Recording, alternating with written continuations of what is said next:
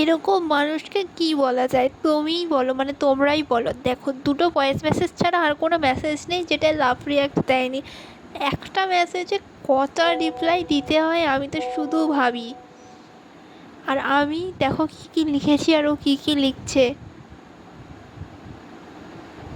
ঠিক আছে, মানে আমি বলছি আমার ফিলোসফি ক্লাস আছে, সেটাতে লাভ রিয়াক্ট দিচ্ছে। হ্যাঁ লিখছি, সেটাতে লাভ রিয়াক্ট দিচ্ছে।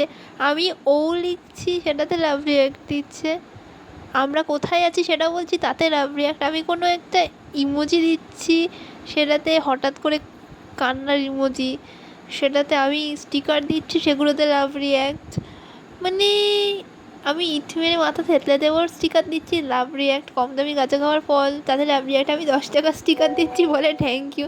আর লাভ রিয়াক্ট এইটা কে হতে পারে বলো? এরকম তোমাদের আছে?